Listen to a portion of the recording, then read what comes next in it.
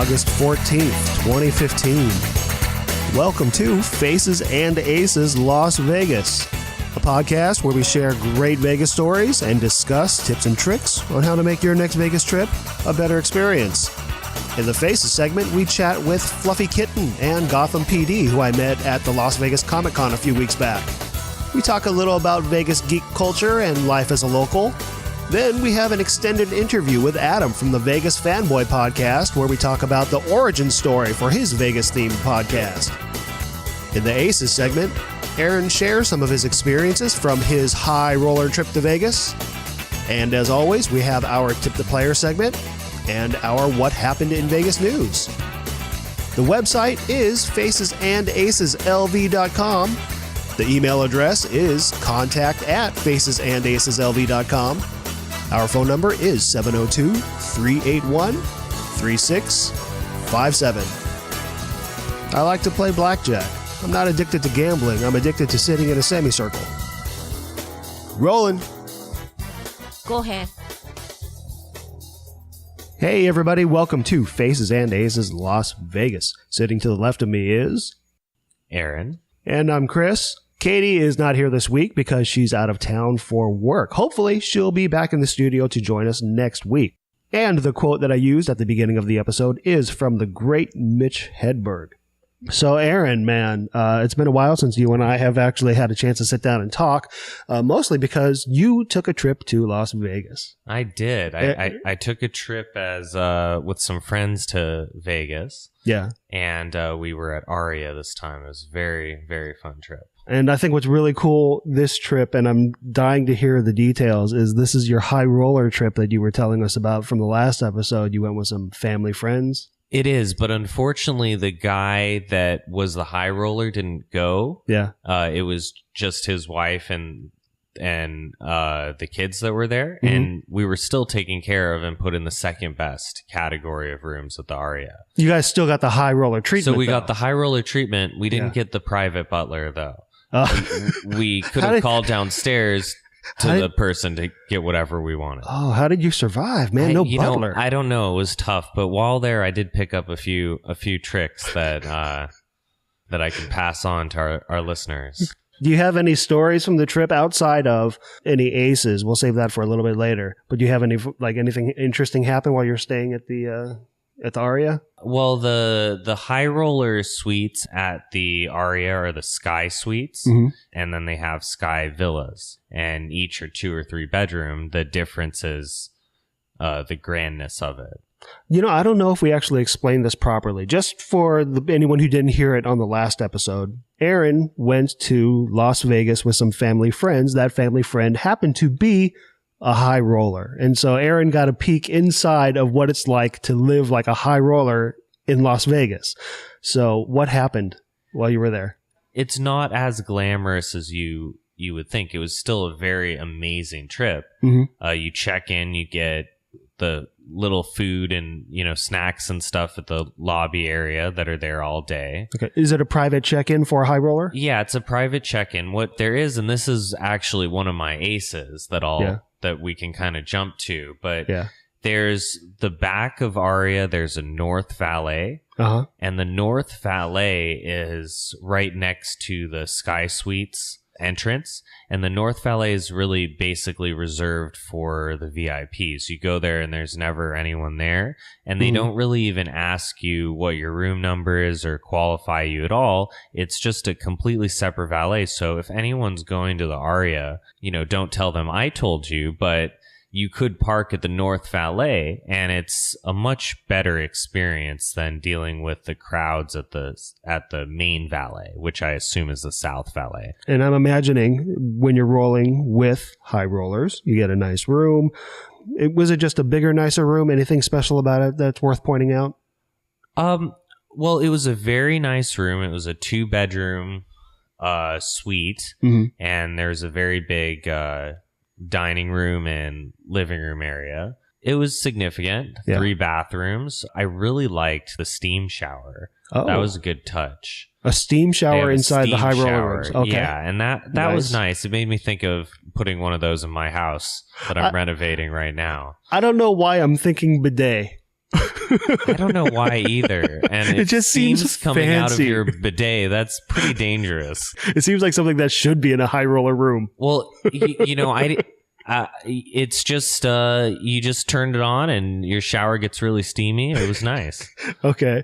And then how about, no, I'm just saying like that would be something that you would find in a high roller suite. It is. They also had one of the Japanese type toilets that's what I'm talking about. I knew they were going to do something special in the bathroom. So they did. And in one of those, I thought it was pretty funny. They had a rear, I've only seen those in Japan. Yeah. And I don't speak or read Japanese, so I never know really what button to flush, let alone all the other features on these sorts of fancy toilets. But this one actually was in English. Yeah. So I did take a chance to look at what it said, and I thought it was funny. It had a rear wash and a front wash feature. Did I call it? I knew it. You called it. They definitely had that. There has to be. It's a high roller suite, and not to spend too much time on toilet talk because that's not this podcast. That's a different podcast that we record later on in the day. Oh yeah, that's our 2:30. Because the Aria regular rooms are already somewhat luxurious. You have the automatic curtains. It's they use Control 4 in the Aria rooms. Yeah. Control 4 is an automation platform, and they had Control 4 in the high roller suite as well. Right. So that's kind of where my imagination was going, because the regular room at Aria is already somewhat luxurious. So the high roller room has to beat that. I guess what I'm fishing for is, have you noticed what makes it a high roller room? Crazy Japanese toilets is one thing. Is there anything else? The steam shower. I haven't stayed in the actual Aria, but I believe the Aria, all the regular rooms even have Control 4, I believe. Yep, they do. So really what makes the high roller suite is the steam shower. Yeah. The bidet if you want. Yeah. It has a giant closet. Like I could have stayed there for 4 weeks. Wow. And just stayed or more. In the closet? I mean, I'm probably, underestimating how big the closet was. It's a very big closet for a vacation. I always throw my stuff on the floor, let alone. Yeah. Just live out of the bag. Yeah. I live out of a bag. Yeah.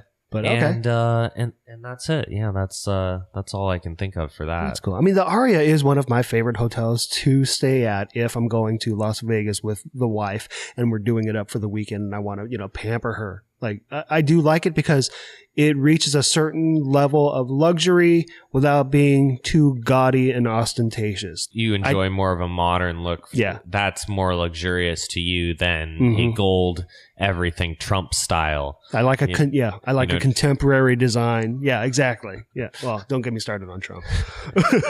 That's a dangerous road to go down right now. That may be. I just always like his hotels. When he designs them, he does them all in gold, and it's like the best hotels in the world. The best hotels are the gold hotels. Please don't sue us. All right, we'll cover a little bit more of your trip a little bit later when we get into aces. Hopefully you have a couple of really good aces you can share with us over, in a little bit. Before we get into the news, I do want to talk very briefly about something we talked about the last episode, and sorry that this is going to take a little bit of a serious turn, but we lost somebody. You can't laugh while you're talking about the serious nature of this. I couldn't even do it with a straight face. We have lost a dear friend. Well, we never met, but it just felt like a dear friend.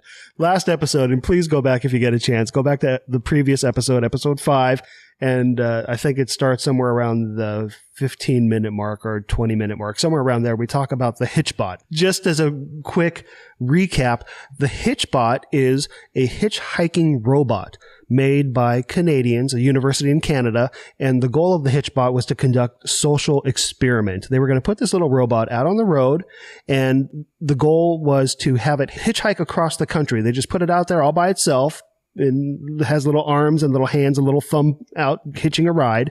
And what they wanted to see if good-natured people would pick up this robot and take it from one side of the country to the other side of the country. And they did this in Canada with success, and they thought it would work in the U.S. Well, they also did it in Germany with success and the Netherlands with success. And they thought that it would work in the U.S. And we joked about this the last episode, saying I put a bet down that there's no way that it would make it across the country. Adam from the Vegas Fanboy Podcast had faith in humanity and said that he thought that it would make it across the country. You went on the middle. You placed a bet on red and black and said it might make it, it might not. We don't know. Yeah, and it will probably land, in that case, if you bet on black and red, it will probably land on the 00. Yeah, that's pretty much what happened. It landed on 00, and we lost the Hitchbot about a week and a half ago. It made it from Boston to New York to Philadelphia, where it was promptly curb stomped by a couple of YouTubers. The bottom line is it died in Philadelphia. I mean, there's news stories all over the internet. If you look up Hitchbot, you'll find a whole bunch of stories about the Hitchbot. Something is being done about this. Stay tuned. We'll bring you up to date the next time we sit down and record a podcast in 2 weeks. Okay, so if you are interested in the Hitchbot saga, please come back to our next episode and we'll tell you a little bit more about what's going on in terms of justice. Vengeance. Justice will prevail. Justice will prevail. Sounds so ominous. It's not. It's all silliness. It's all for fun, but we'll come back to it next time we talk. All right, man. So let's roll into the news.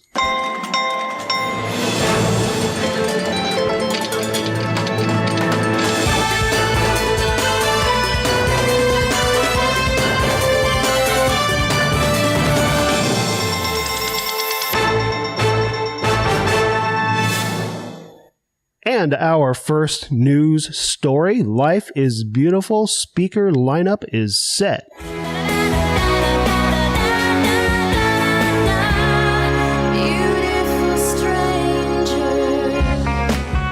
This comes to us from DTLV.com.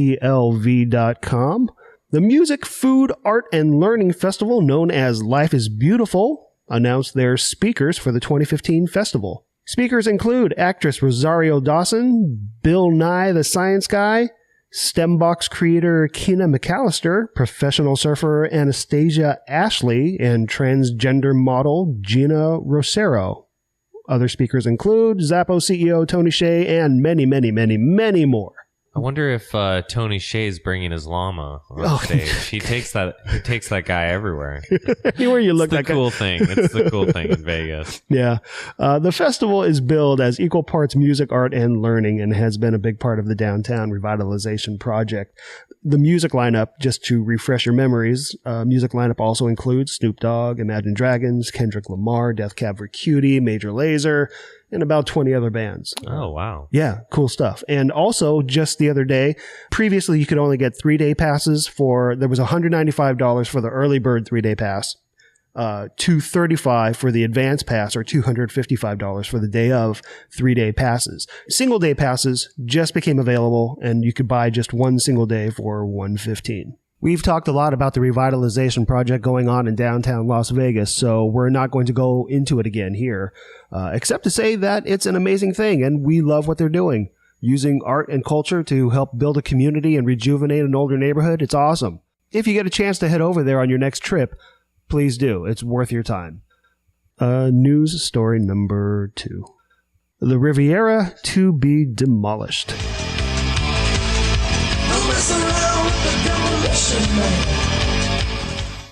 That's a good demolishing song. I had the hardest time trying to pick songs for these stories. It's official. The LVCVA board approves a plan to demolish the Riviera Hotel and Casino. The hotel will be demolished as soon as possible, and the lot will be paved over until the convention center can execute the expansion plans. In the meantime, the lot can be rented out to convention vendors who want outdoor space. That sounds exciting. Don't there's some protests though from some people that want the old Vegas, to remain and be preserved. Yeah, you're right. There were some people who wanted at least one Riviera Tower to stay erect as a preservation, historical preservation aspect. I don't even know if it needs to stay. Terrible. One tower? Let's just take some pictures of it. Yeah, take some pictures, move on. I mean, that's part of Vegas. It's constantly changing. It's a living, breathing animal. That property is too expensive to make it a museum. But, maybe some people should go and take their pictures now while it's still standing. Yeah, if you are interested, they say they're going to they haven't set a date for demolition yet, but they say they want to do it as soon as possible. You think they're going to blow it up, implode it? Oh, yeah. They're going to sell the rights to a movie. It's going to show up in Ocean's 14. Who knows? Story number 3. Movie theater plans to become an upscale neighbor for downtown.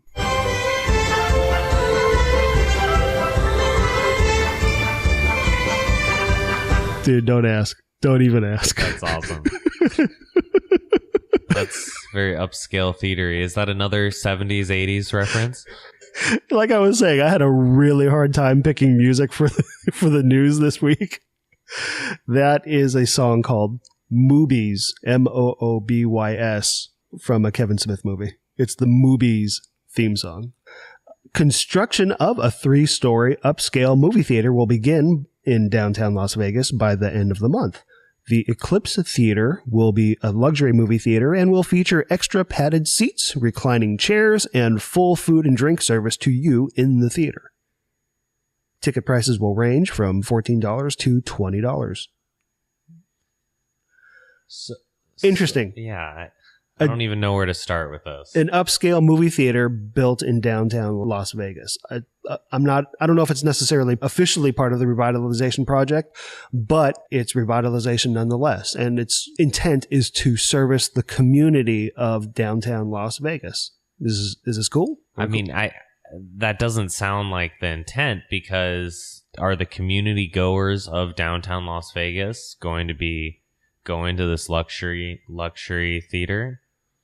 It's cool. I mean, it's definitely serving a very specific audience with very specific tastes. It's reclining seats, extra padded seats, food service in the theater. Like, they're going for something very specific here. $14 for a movie. Living in Los Angeles, that's a deal for us. Across the country, though, I don't know if that's too far out of reach to see a movie. It's for Los Angeles, that's a regular theater without that service. Yeah.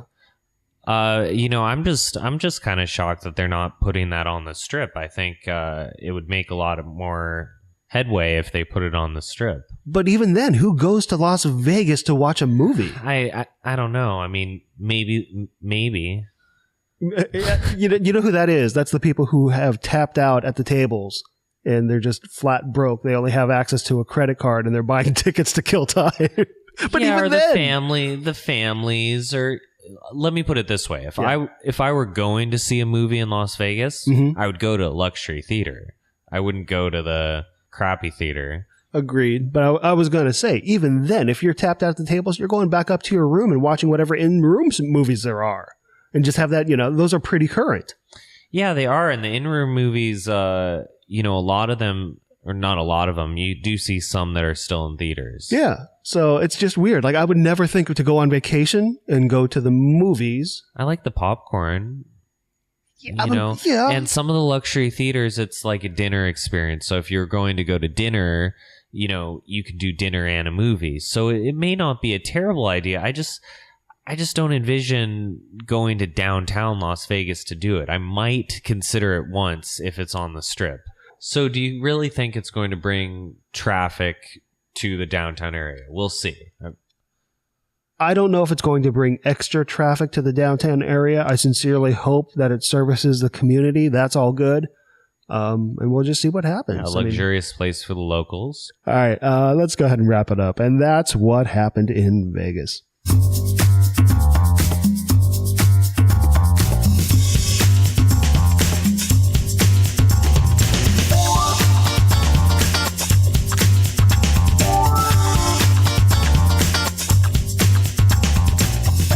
For our Faces segment, we have something special this week.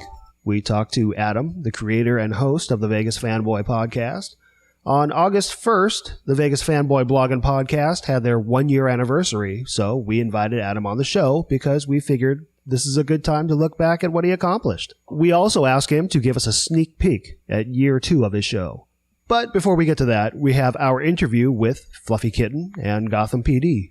I met them at the Las Vegas Comic-Con a few weeks back, and they were over on Artists Row, where they were showcasing some of their art. They live in Las Vegas, but don't work in the gaming industry. So I thought it'd be interesting to hear about the city from their perspective. Please excuse the background noise. We recorded this interview at their booth on the busy Comic-Con floor. So we're here at Amazing Comic-Con 2015 in Las Vegas. I'm sitting with FluffiKitten and GothamPD. And they've been really kind to take a little bit of time out of their schedule to sit with me for the podcast about Las Vegas. Now, you guys are Las Vegas locals, yeah? Yes. And how long have you lived here? I've been here for about 2.5 years. Same. Really? Where did you come from? I'm from San Diego. And I'm from Arizona. Okay. And did you meet in Las Vegas? Yes. And did you meet through the cosplay community? Not at... Well, no, I guess we didn't. She actually came into my work, and we met through her artwork, actually. She was telling me about her artwork, and I couldn't stop asking enough questions, and eventually we became friends through that. And what type of art do you... And I'm talking to FluffiKitten. Cartoon, sort of anime meets Marvel meets Disney. Yeah. Are you displaying your art as well? I don't have any art displayed, but I'm big into sewing and costuming, so that's really my thing. So like the little pairs of ears that I have that are set up on the little wig, like that's my contribution to the booth. And how do you both of you moved here 2.5 years ago, how do you like living in Las Vegas? You're both relatively new to the city. It's really great. Never a dull moment. There's always something going on in this town. Like, you could get off work at midnight and, there's always a bar open, but there's always something going on. You could catch a band, you could go see a show or something. Yeah. It's great to have that opportunity available to you to just go out and do something at any point in time of the day. Right. Do you have, now that you've lived here for a little while, would you have advice, well, first, would you consider yourself locals yet? That's a pretty hefty term for Las Vegas. I've always been a gypsy. I've moved so many times that I've never felt like I was a local anywhere I've lived, because I've never been there long enough. I think that you really know you're a local when you avoid the Strip at all costs. So maybe we are. We could be. We go maybe once a month. It's nice to go to the Strip. Don't get me wrong. It's a lot of fun. But there's a lot of, depending on what's going on the Strip, there can be a lot of people from out of town that can be kind of disrespectful to the just way of life and natural things. They think because it's Vegas that there's no rules, that apply. So woo Vegas is a very common term here. Not a lot. Not what is the other one? Woo Vegas and what happens in Vegas stays in Vegas. Well, we live here, so we remember everything. Yeah. Yes, you throwing up in the corner with your shoes at your side. I see you.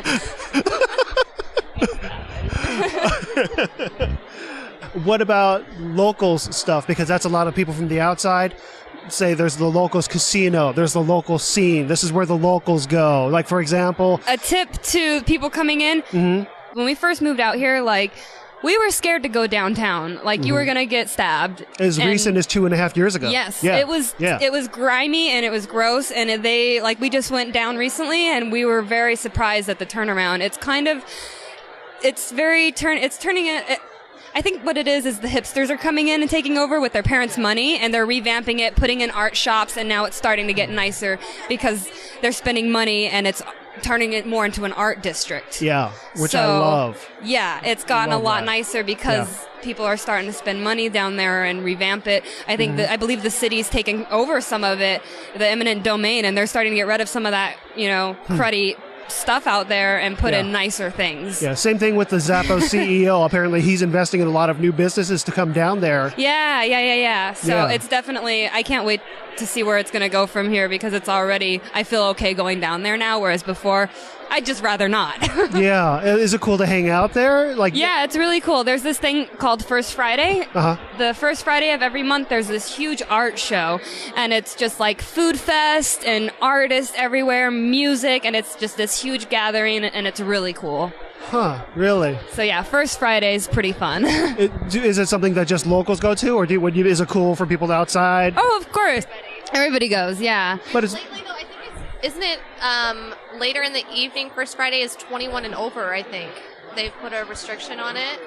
Container Park is. Like after 9, Container Park is 21. And I think they do that with Fremont Street, which is where the first Friday like kind of starts at. But they usually have like live music and stuff like that going on. So I've seen like Papa Roach out there and stuff like that. They've done concerts and stuff like that. Yeah. So yeah, it's a good time. Yeah, the Fremont Experience concerts, summer concerts, the free ones. Right. Yes. But when they have it during First Friday, they have like all the art and everything on top of that. So. Which is cool. I still haven't gone to that yet, but I eventually will. Yeah. It's kind of like a big artist alley. Do you get to bring your stuff down there too? Yeah. And I haven't started yet, but now that I have a good amount of stuff to sell, I can actually probably do it next Friday. Well, what is your dream? Where does the dream ideally, come to fruition? I would like to be a storyboard artist because I have some health issues and I just can't sit at a computer. I couldn't be an animator. I can't do Photoshop.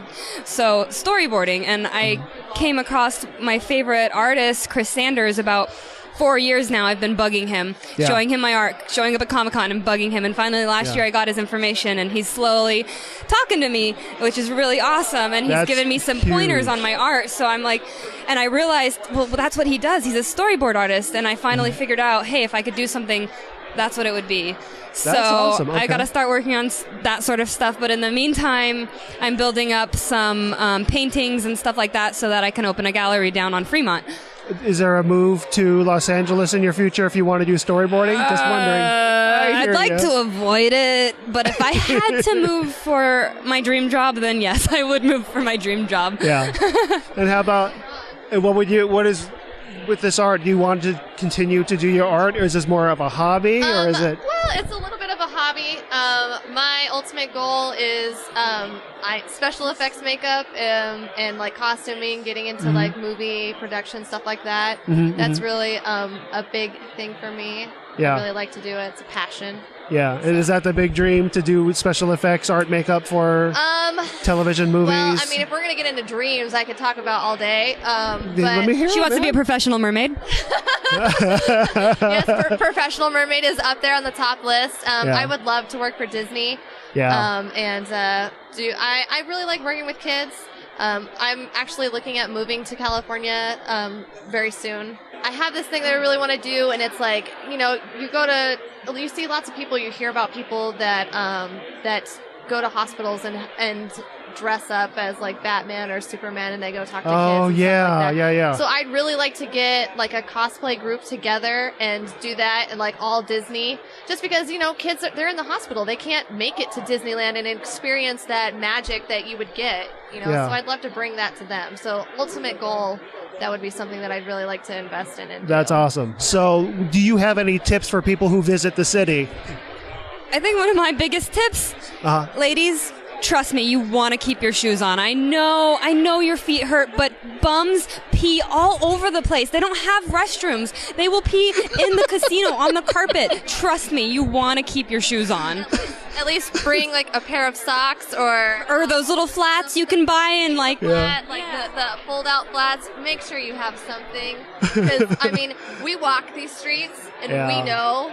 I mean, they are very gross, very dirty. I mean, not besides the bums, you have people that get in fights. There's blood on the streets. They just wipe or wash that away. There's no they're not very sanitary about it. Wow. Yeah, there's nothing. People spit on the streets. It's bad, and we see girls, and I feel bad for them. I know their feet are hurting because our feet hurt too, but we always bring a pair of shoes or something to cover our feet because it is so dirty. Yeah, so that might be the best tip that I've heard so far. Aw, thanks. It's definitely a serious thing, and a lot of people don't really realize it or think about it just because they're drunk. They can't even see straight.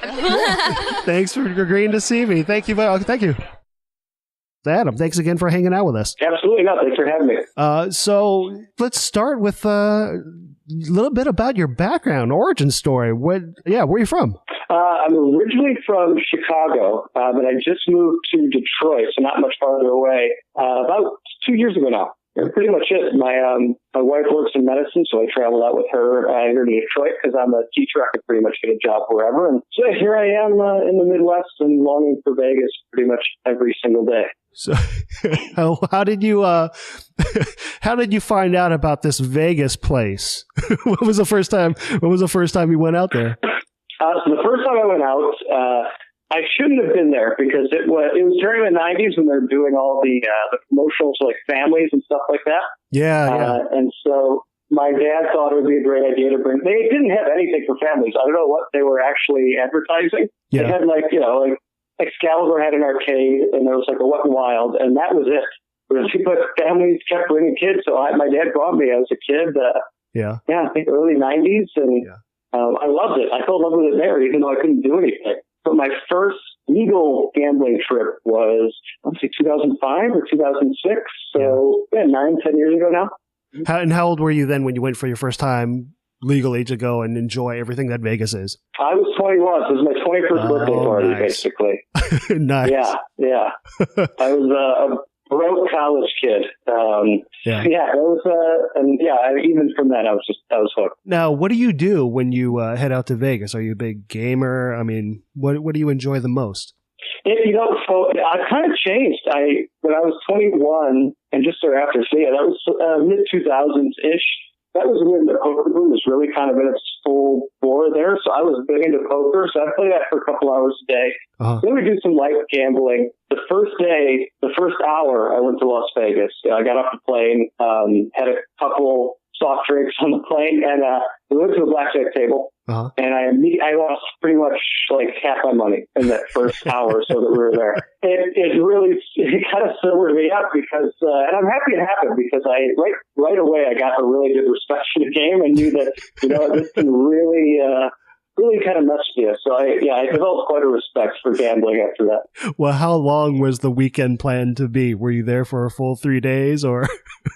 I think it was 4 days. 4 full days is what it was. And you lost half of your budget within the first couple hours? I lost half of my gaming budget. I was able to make it up the next couple days at poker, but that was a nice awakening. Well, I mean, back then, we're talking 2005, there wasn't a lot to do besides gaming, really. No, you're actually right. I mean, like the bar scene definitely wasn't, it's not what it is now, at least. That's really kind of started to pick up a bit, and I'm not much of a club guy anyway, so that's really all there was for us to do. Yeah, because back in 2005, the attractions at all the different hotels and casinos were more of a tourist trap or something to bring you into the hotel or casino so you could gamble there. That was the main reason why they wanted to get you there. Yeah. These days, I mean, they don't want you necessarily to gamble at your casinos. They want you to eat there, party there, catch a show there. Gambling is starting to become much, much lower on the list. Oh, yeah, absolutely. You're starting to see that as they start taking away, like the 3-2 blackjack is changing over to 6-5, and you're losing really bad video poker payouts and the strip, and you're kind of, if you're paying attention, if you are a gambler, you definitely see it more so than other people. Okay, so one thing I was curious about, when you went to Vegas as a kid and you saw all the the pretty lights and there was just an energy and an excitement, did that just stay with you until you were 21? Or oh yeah, did it really? It was. I would look around and be like, oh my gosh, everyone looks like they're having I wasn't having that much fun because I had nothing to do. Well, you had video games. That's still that's cool. Video games, yeah. That holds me over for like an hour, and I'm like, I gotta figure something else out. But I was like, I can't wait to come back here and actually have the fun that they're having. It's interesting, like I said, because my family, they're not big gamblers or anything like that. So, I don't know what it was. I think you're right. It's just the energy, and it's just different, And there's nothing really about Vegas that I can't get, in Chicago or Detroit. I've got 4 casinos within 30 minutes of me. There's, and I can see Broadway shows and really good bars and things like that. But for some reason, you put everything together and it's just a fantastic place. Yeah, I think you're right. It is the combination of everything. Yeah, because when we were hanging out, I didn't really take you for a big gamer. I think I took you as someone who enjoys a little bit of gambling for fun. Very healthy approach to gaming. But we were mostly hanging out. We weren't necessarily going from table to table, with the, I lost 100 there. I got to go make it up. Hold on. Let me go to the ATM, that whole routine. Yeah, no, exactly. Yeah. Yeah, no, it's I have a very kind of casual approach to it. I go into it knowing I'm going to lose. I think setting up with low expectations really helps me. Yeah. So what was the inspiration for the podcast? And how did it get started? Well, it was I was going back to school getting a business degree. And so I had this assignment that I had to do, which was I had to develop a brand of some sort. I was assigned the travel industry, basically. Yeah. And so what I did was I thought, I'll just do like a fake podcast. I recorded myself. Mm-hmm. Essentially, it's the first episode of the podcast. I recorded that and created a website and all the stuff that you need to do for a podcast for this particular assignment. Uh-huh. Right? She gave me the assignment. I was sitting in a cafeteria. I wrote it down like a napkin or whatever. What else am I going to do? And then I decided that after I wrote and recorded the thing, that I would actually just publish it and make it available online. I got an A on the assignment, which is really nice. That's kind of a bonus. But I think I listened to pretty much all the Vegas podcasts, I think. But you're right. So the idea was I wanted to be complementary and not necessarily a replacement. And I thought, okay, what niche or kind of service can I fill? And I really wanted to serve my own niche, right? Because I'm a low roller by choice. And I thought, there's a lot of people out there like that. I want to say the average daily gaming budget for Las Vegas, according to the Convention Bureau, or I forgot who's running the statistics, but it's about $100 a day, maybe like 123. Uh-huh. Yeah. So I thought, there's a lot of people that kind of fit this demographic, and can I kind of help them? Because I'm always looking for resources and things before I go on a trip. So I thought, I might as well just create some of my own. How's your appreciation for Vegas changed? Because this is the 1-year anniversary of your podcast. That's what we're celebrating today. Mm-hmm. Yeah. How's your appreciation of Vegas changed over the course of a year of doing it? I like trying new things now, and it's not just for me. There's two parts, right? So really three. I want to try new things myself just to see, because as there's new games and things like that started to interest me a little bit more. I'm getting more and more into Paigo now, especially as a low roller option, but I want to try new things for my listeners. And I also I'm desperately trying to find one or two things that my wife will appreciate about Vegas so that she doesn't complain every time I go or want to go. But yeah, it really has, I think, just looking at Vegas as kind of an industry in and of itself, and how Vegas kind of continues to evolve and change, and kind of just observing that and then kind of witnessing it firsthand is really, really fun to me, which I didn't necessarily appreciate kind of beforehand when I was just going out casually. Yeah. What are some of the other things that over the course of the year that you've discovered and realized, hey, I really like this too? You mentioned Paigo. Let's say non-gaming. What are some of the non-gaming things that you've discovered?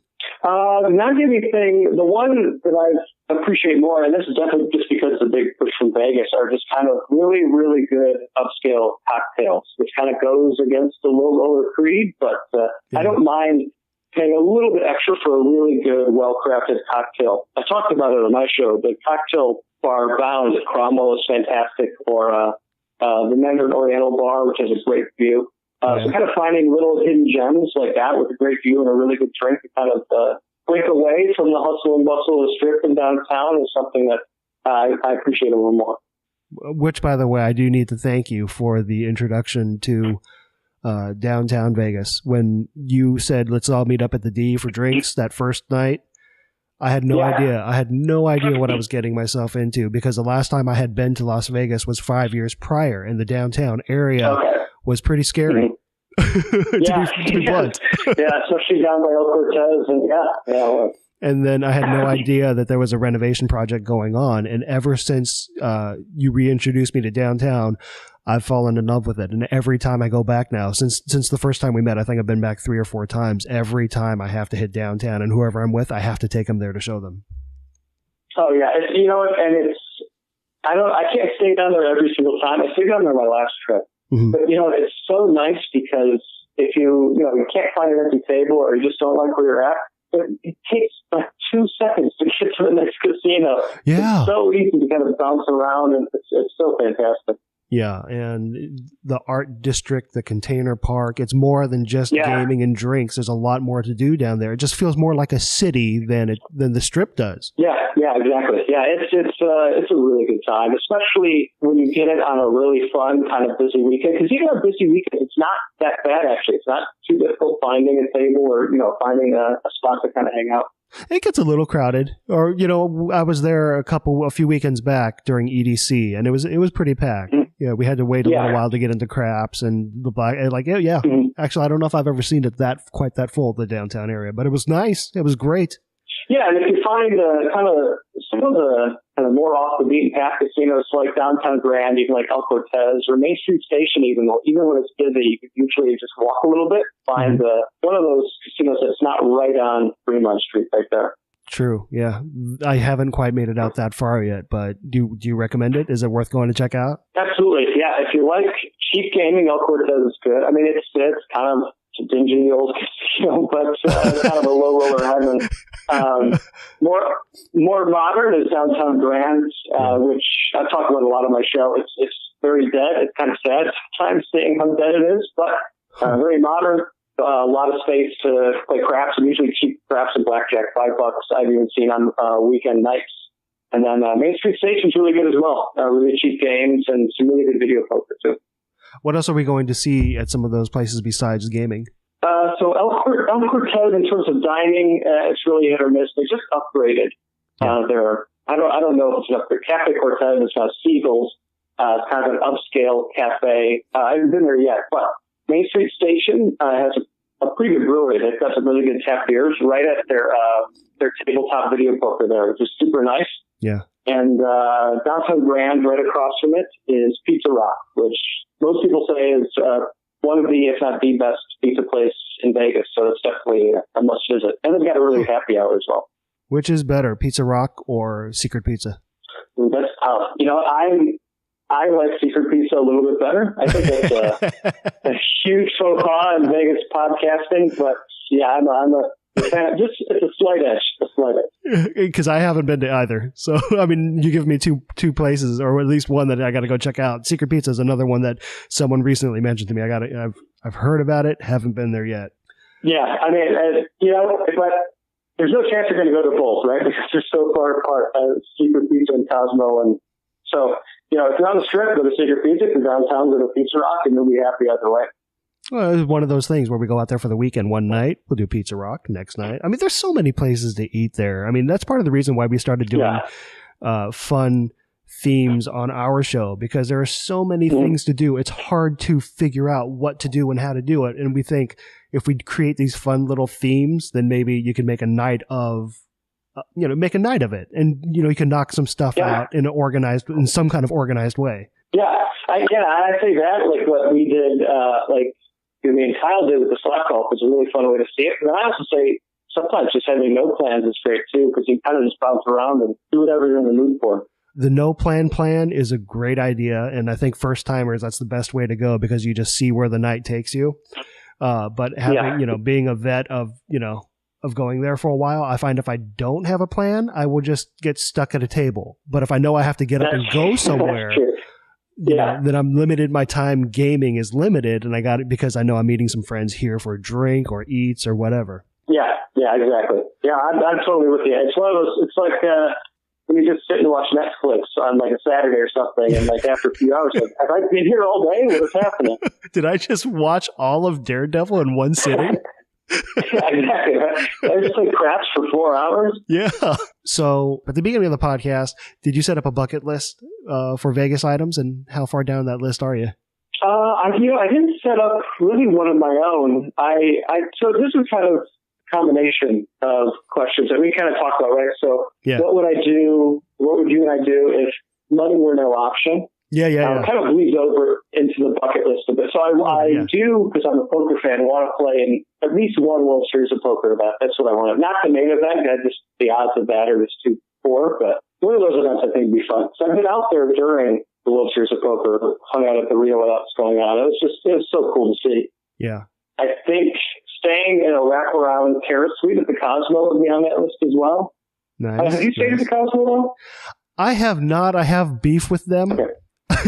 Oh, do you? Okay.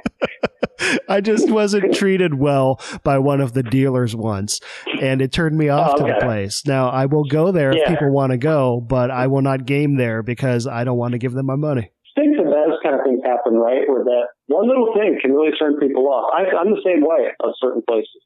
Well, I mean, the way that I see it is if you're at a buffet and there are, say 12 different hams at the buffet and someone sneezes on one, you don't have to eat that ham. There's 11 other good hams to eat. Yeah, exactly. So, plenty of good ham up and down the strip. So that's just one of the things that's so difficult, I think, for the casinos to maintain is quality control, and that they actually manage to do it well on a day-to-day basis. I'm just astounded by it. Yeah. Okay, so if you were taking someone there, what would be, say, you had a 3-day weekend, what would be a few other things that you would take them to do? Let's say a 21-year-old, the first time in Vegas. Oh, man. See, that's, like I said, 21-year-old's tough, right? Because the things that they appreciate. Yeah.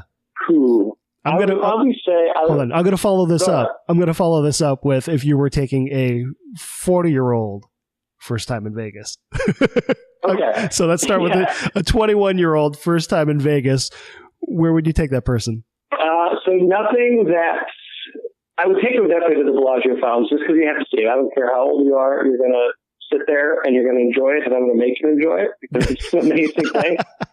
Yeah. But a 21-year-old, so I'd probably take them somewhere where they can do, because they're not going to have any money. And if they do have money, it's not theirs, it's their parents. So I'm not going to have them spend their parents' money that much. So do some low roller joint, like probably O'Shea's would be probably the best place to take them for gambling and drinking, right? Yeah. So, just next to the link, it's got, they've got the beer pong, 21-year-olds love, and it's got cheap craps, cheap blackjack, and a ton of booze. I think that would be a stop for them. That's a good one because it's kind of like slowly easing into the jacuzzi. Yeah, going to O'Shea's. Right? Yeah. And it's not cheaper than what their average weekend would be like at college at O'Shea's. So they're going to feel right at home. Yeah, you're right. Yeah. I think if I were having them stay somewhere, I might have them stay at the Link or Flamingo just because they're both pretty cheap right there. I have not stayed at either. How are the rooms? Link I haven't stayed in, but I know they're recently renovated and good enough for that kind of 20 to 30-year-old age group. Kind of modern, very simple, and the pool's supposed to be pretty nice too. Same thing with Flamingo. Flamingo's really old, but a lot of the rooms have been renovated. Yeah. And one of the best pools probably on the strip. So I think that would be a good place for someone in their younger 20s to kind of hang out. And low roller too, so that's nice. Right. And then where else would you take that 21-year-old on the weekend? I guess it was staying with the Caesar thing, so I'd probably take him to, I'm not a club guy, but I know Omnia, the nightclub, is supposed to be the big new happening thing. And then definitely take them downtown, right, for one of the days, because you have to. You have to go. If your trip's at least 3 days, you got to go downtown for at least one of those days. And, for sure. Yeah. I would take them on Slotzilla there, and Yeah, that's a good plan. How about the same question, but a 40-year-old newbie? Because that's we're going to the Bellagio Fountains, that's for sure. That's our starting point.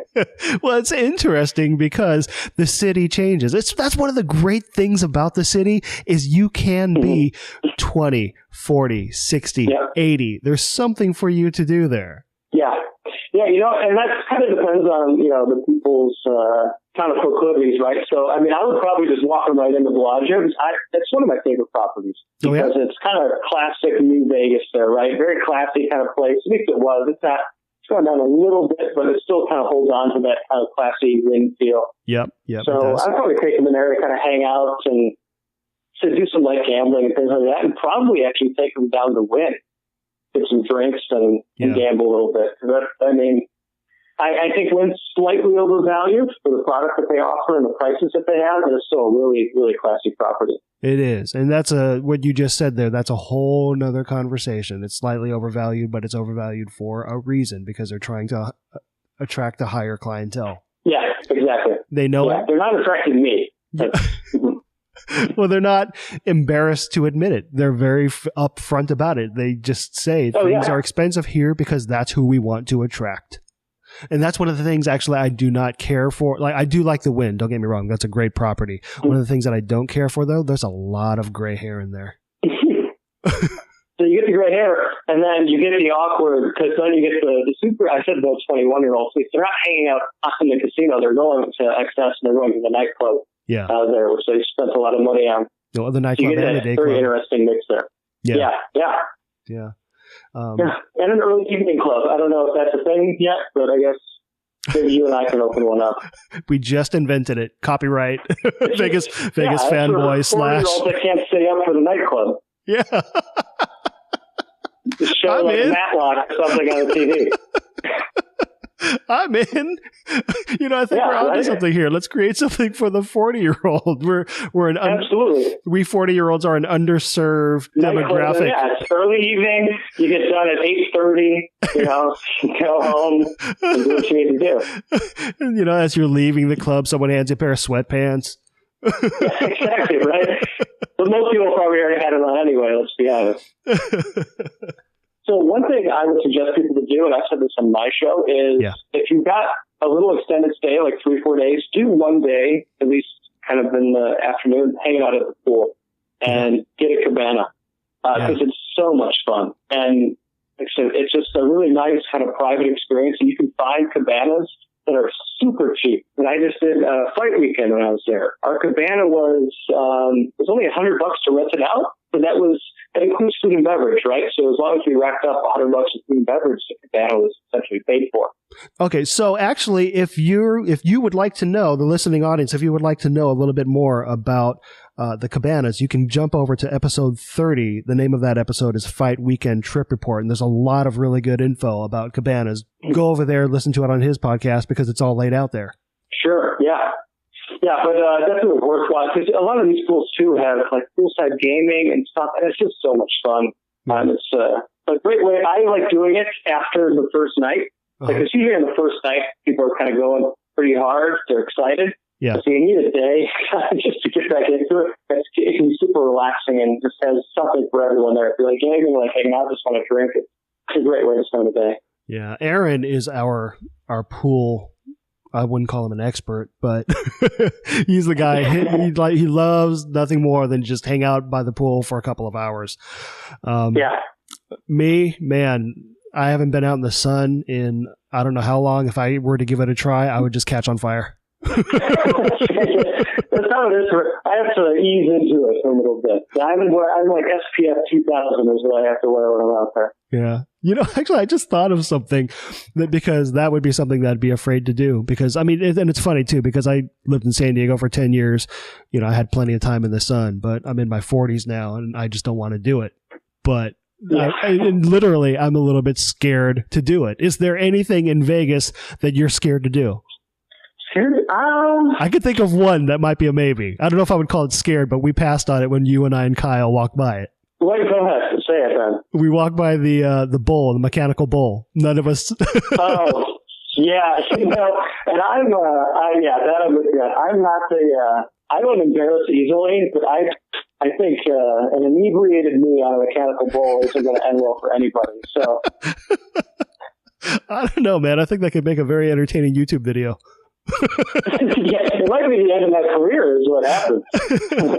Yeah, but imagine the number of hits you'd get. You'd be able to retire. That's true. Right? I'd be one of those Vine or YouTube stars all of a sudden. Yeah, and not for a good reason. It would be Vegas Bull guy that we would see on the Today Show. Yeah, exactly. One thing I wouldn't call it afraid. Maybe it is afraid. I don't want to go in any of the clubs just because maybe I'm just afraid of what I'm going to see. And this is a product of me getting older, but I have no interest anymore. And I think going into the clubs, but in terms of truly afraid, I don't know. I think, going up to a new game can be a little nerve wracking, right? If you haven't played it before, and not because of anything I do, but you get some of those players that for some reason think that, whatever you do at the table for some reason affects them. And I just don't have the patience with those people. Yeah. Yeah. Boy, I'm trying to think of what else I would be afraid of. My buddy won't do Slotzilla, so he won't do the zip line. Oh. I had a friend of mine tell me that too. He said, man, if the zip line was 5 feet off the ground, then I would do it. Sure. Yeah. There you go. Yeah. Would you do the stratosphere, the jump? I would do the stratosphere thing. I think hanging out in Las Vegas Club for more than 20 minutes, I think is something I might be afraid to do, actually. That's just the Las Vegas Club Casino. I took you in there when we went in February. The Las Vegas Club Casino. It's right across from Golden Gate. It's just super dingy, just not maintained at all. Looks very seedy. I feel like I'm going to catch something every time I'm in there. I think that's the one thing I'm afraid of doing. Did I block that out of my memory? You said you took me there. Did you slip me a Mickey and take me over there? Yeah. I think you tried to forget about it because Kyle and I were talking about it and said, "Oh, we got to show you this place." And we walked in. We were in there for literally less than 20 seconds, and we walked back out. That's funny because I'm a goer. I will try. I will give anything a try. At least once, because it's all part of doing the podcast is all about trying new experiences. So I'm surprised that I don't remember that. Well, guess what? You tried it once, so now you don't have to anymore. Done. Check it off the bucket list. Yeah, it's a good thing. For this, let's wrap up, and then I'll ask you: is there anything that you would like to plug or promote? Clearly, we want to applaud you on 1 year. Well done on your podcast. Thank you for all the wonderful information and stories that you've shared over there. All right, thank you. Was there anything else that you're working on that you would like to promote? I would say the one thing that people have got a lot of use out of is the happy hour page on my site, I'm super glad I put that together. I kept seeing people ask about it in different message boards and things like that. So it's like, I'm going to just create one. There's a couple websites related to happy hours in Vegas, but they're not tourist friendly, right? So I just put it all down, from the south end of the strip to the north end in order where the casinos are and just listed it. I think that is easily the most visited page on my site, things like that. So I would say, look at that if you're interested. That's a super great way to kind of have a really good, inexpensive experience in Las Vegas is taking advantage of those happy hours. Yeah, that page is actually amazing. I discovered that page not that long ago, maybe about a week and a half ago. And if you're listening, and I'm sure we're going to have some crossover audience, but if you're not familiar with VegasFanboy.com, go there and just right there up at the top, it's a link that says Happy Hour. Just click on that, and you'll see he's listed out for you all the different happy hours up and down the strip. It's amazing. Yeah, and it's the fun thing about that, it's been because since I'm not out there that often, I ask people, hey, if you see something. And so on Twitter, pretty much a couple times a month, I get someone saying, hey, and they take a picture of a happy hour sign and then they send it to me on Twitter just so to help keep me updated and things. So I try to update it, usually once a month or so as things come in. But it's been a lot of fun and a really good way to kind of, instead of maybe doing a bar crawl, you can do a little happy hour crawl as well. Do you have big plans for year 2? Is there anything that you haven't had time to execute in year 1 that you're really looking forward to doing in year 2 of your podcast? I'm going to start I'm planning on doing more interviews. I want to do that more in year 1, right? So I talked to some people in the hotel industry. Yep. It's very similar to what you guys are doing too, which I think is great. I love kind of the behind the scenes stuff. Yeah. So I'm reaching out more and more to performers, performers and dealers and things like that. Just kind of the behind the scenes. Those are always the most top downloaded episodes. Anytime I talk about behind the scenes stuff, anytime I talk about crafts, it's really fun. People listen. Yeah, there are so many people, and that's one of the things about this podcast. We love the people of Vegas. We think that the city comes alive, and we spent some time talking about all the great things to do in Vegas, but we can't overlook the people who. Oh yeah. The people are amazing, and I kind of touched on it a little bit before. It is astonishing that if you have a good time, it's because the people who work there work hard and they're dedicated and they want to make sure you have a good time. Yeah, and that's one thing I like about Vegas. It's very much, it's not just it's a service town, right? So pretty much everyone you meet there is in the service industry. And you're right, they make that city what it is, and they can make it really fun, or it's like you talked before, they can make it kind of a bummer at times, like your experience at the Cosmo there. But more often than not, I've met the people I've met have been fantastic and super nice, and it made trips even better.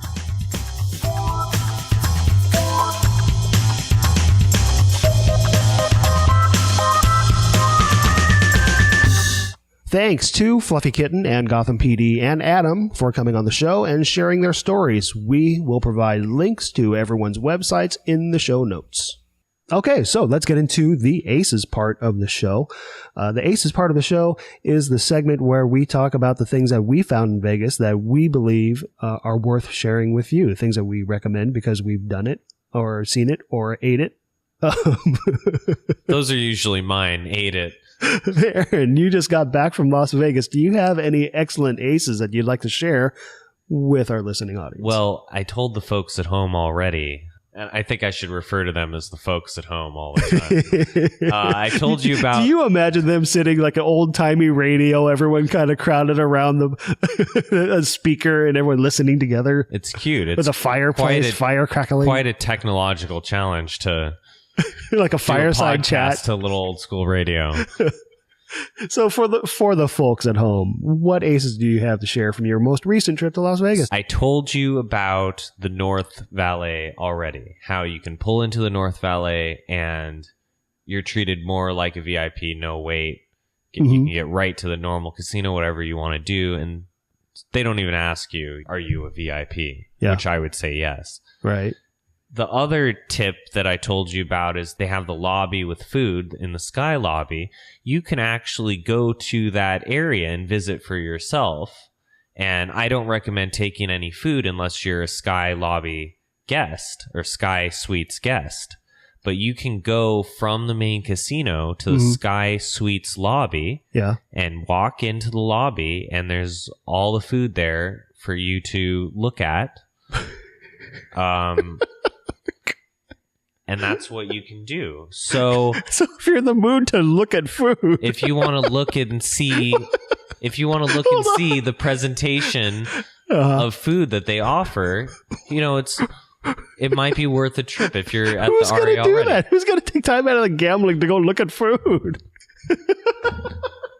Like I said, I wouldn't advise anyone to take the food unless you're a guest, but you could. All right. What else? Where did you go eat? Tell me about some of the good places. Like, where did you eat? Where did you eat while you were there? We did a lot of room service. Room service is excellent. They seem to bring it a lot faster when you're at the Sky Suites than the other room service. Instead of an hour, everything took about like 20-30 minutes, which is pretty good for room service. From room service, can you order from any of the restaurants, or is it the hotel? I didn't really try, but it seems like if you push for anything, they'll do it. I mean, because I'm imagining we have to just remind the listener that you stayed in the high roller suite. Not that you are a high roller, but you went with family friends who are, and you got to benefit from their largesse. Well put. Yes. Thank you. So they have a regular room service menu, which I assume is the same for Aria. For the regular Aria hotel. Right, However, while there, I made a few unusual requests, and they were able to fulfill those requests. So I assume if I wanted something from one of the other restaurants, I could have got it. I think I could get that from staying at the regular Aria, though. So pretty much, did you spend all your time eating in the room? I spent because you went there with a family, and so you also did a little bit of sitting on their kids. Did you take them anywhere? Yeah, so I had a couple 10-year-olds with me, my sisters and their friends. Yeah, we went to the pool and we tried the regular pool and the Sky pool, which is the all suites pool. Yeah, basically it's nicer chairs, nicer cushions and stuff, less busy. They bring you treat every hour. They bring it around. My treat was a strawberry with some powdered sugar on it. Okay, wait a minute. So at the pool for the rest of us, we just get to lay out and enjoy the sun and water. At the high roller pool, not only do you get to do that, but they also bring you treats. Yeah, well, you can pay for this experience. So if you wanted to stay at the Sky Suites, you could pay a ridiculous amount of money for what you get, I think. Yeah. No, I'm just trying to distinguish the difference between the high roller treatment. That's what I'm trying to describe. Yeah, so you get a treat, and they have someone bring around treats. Nice. And when I was there, I only saw one person come around, and they brought me a strawberry with some powdered sugar on it.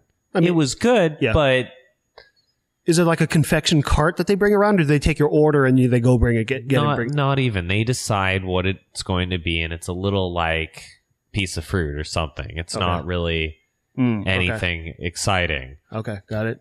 You can place an order for things. They are very good in terms of service, coming around. Do you want anything? Do you want anything? Do you want anything? Nice, okay.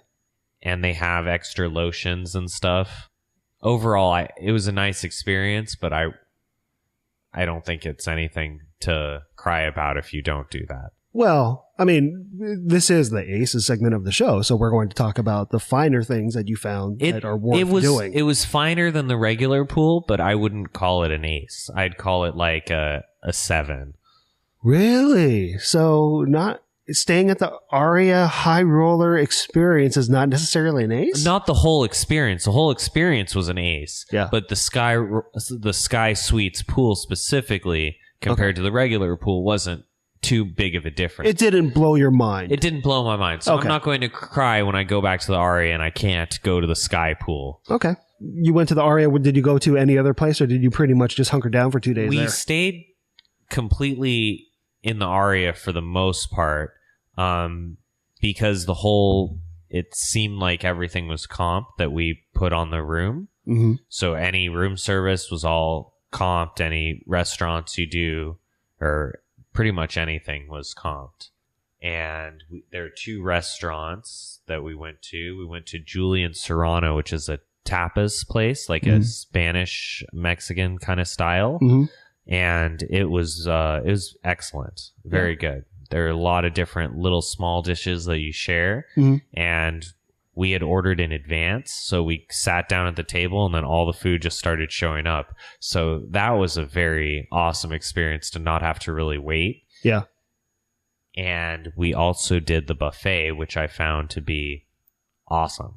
I don't think I've been to the Aria buffet. Yeah, the Aria buffet was very good. Comparable to the Wynn buffet, or?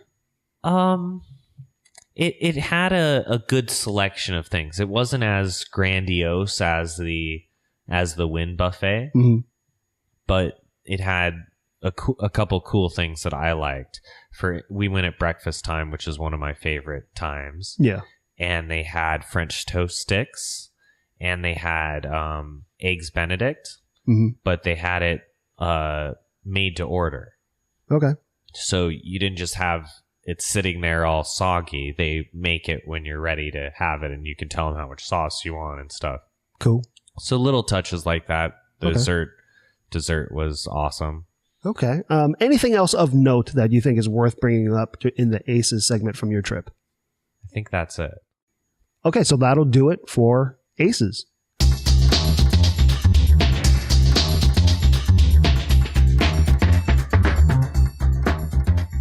Tip the Player is the part of the show where we try to give you, the listener, some kind of useful tip about Vegas. Today, we have a really good tip from Adam. He helps us reconsider how we look at our gambling winnings. In exchange for his useful tip, we ask you to please head on over to iTunes, give us a 5-star review, leave us a few kind words. It helps us grow the audience and helps us grow our podcast. We thank you in advance. Here's Adam. Yeah, so I have one for gamblers, and I find it interesting, and it's something I think we all know, but we don't maybe pay attention to. So I've been reading a lot. I had my nose in economics book recently, but I was coming across a paper written by an economist named Taylor, and he was talking about the house money effect. Right? And I've noticed it with myself. I don't know, Chris, if you have too, but he basically did a study on the idea. Basically, what happens quite frequently is that people become more risky with their money if they feel like if they win, right? So like you and I are at a blackjack table and we put down $100 and we end up with like 200. Well, that extra 100 we start to get kind of risky with because we feel like it's not our money. And really what we should be doing is kind of just staying the course. I've noticed this in my craps as well, right? Well, I'll be up, then I'll get a little more risky. I'll play some kind of bets that maybe aren't the best, just kind of have some fun.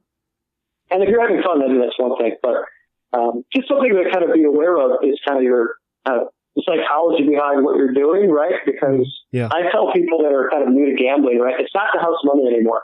A transaction is taking place, And now that's your money. And so if you're more foolish with your money and giving it back to the casino, that's not necessarily a good thing. So that's one thing that I kind of at least teach new gamblers, is to be very present and understand the psychology behind what's going on.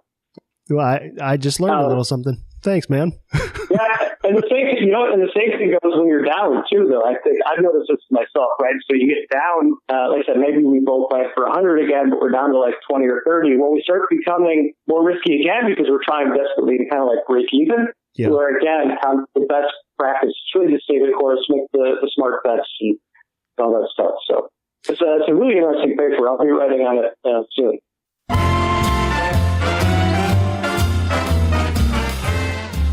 Looks like we made it through another episode.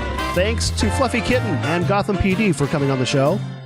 Links to their Facebook pages are in the show notes. Also, thanks to Adam for giving us a deeper look into the Vegas Fanboy Podcast.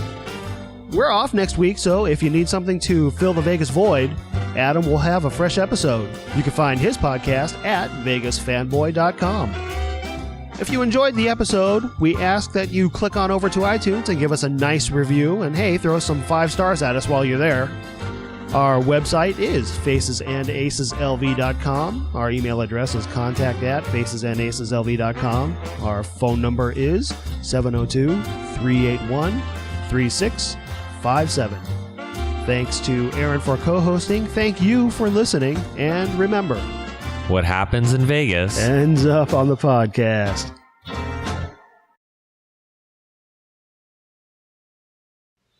You're still here? It's over. Go home.